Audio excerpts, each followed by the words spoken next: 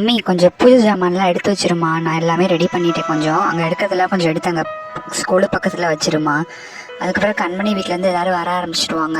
இன்னும் கொஞ்சம் நேரம் தான் இருக்குது. இந்த சோஃபாவை கூட எடுத்து வெளியே போட்டுடலாம்டா கண்ணா. ஏன்னா எல்லோரும் நிற்கணும்ல, இடம் பத்தாது கூட வச்சிருக்கனால. சோஃபாவை எடுத்து கொஞ்சம் வெளியே வச்சிரு. அப்புறமா நான் சேரில் கூட உட்காந்துக்கிறேன். ஓரத்தில் ஒரு சேர் போட்டிருக்கேன் எனக்கு. சரிங்களா? சரி அத்தா, போட்டுடலாம். சரிங்க அத்தை, நானும் எடுத்து வச்சிடுறேன்.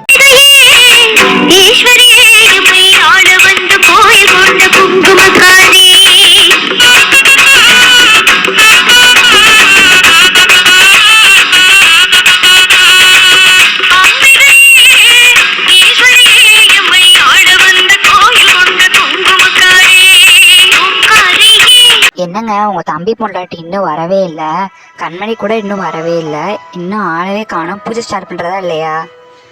அடா ஆமா, இன்னும் அவன் வரவே இல்லை. சின்ன மருமக இந்த வந்துட்டா. என்ன அத்தை என்னை பத்தி பேசுறீங்க போல?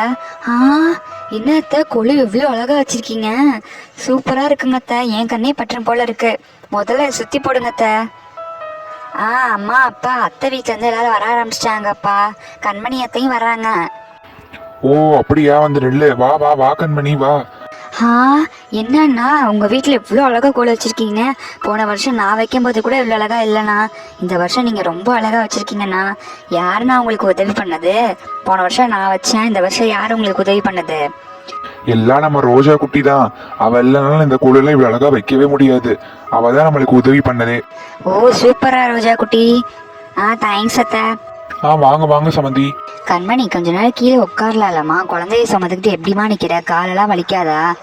பரவாயில்லங்க அத்தா, கால் வலிக்கதான் செய்யும். கொஞ்ச நேரம் நினைக்கிறேன். இப்போ பூஜை பண்ண போறேங்க, அப்புறமா கூட உட்காந்துக்கிறேன் அத்தா. பரவாயில்ல, இருக்கட்டும். சரி, முடிவு என்னமா பண்ண. நல்லா சொல்லுங்க சம்மந்தி. கால் வலிக்குதுன்னு தெரியுது, ரோட்ல கடந்த குழந்தை தூக்கிட்டு வந்துட்டு கால் வலிக்குது, அப்புறம் ஜெண்டு பாம் வாங்கித்தா, இதை வாங்கித்தா, அதை வாங்கித்தான்னு சொல்றது.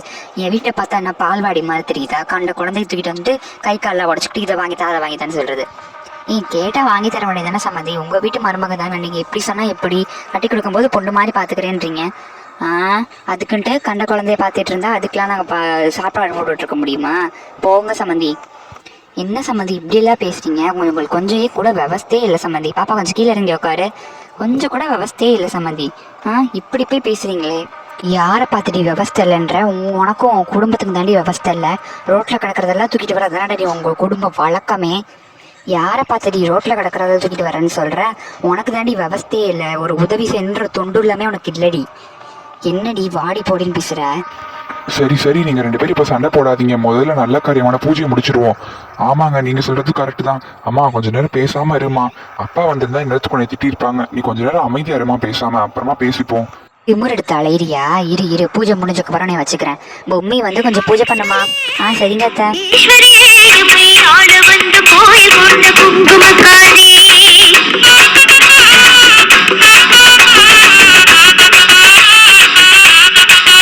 அம்மா ரோஜா, சூடத்தில் எல்லாரும் கொஞ்சம் காமிமா.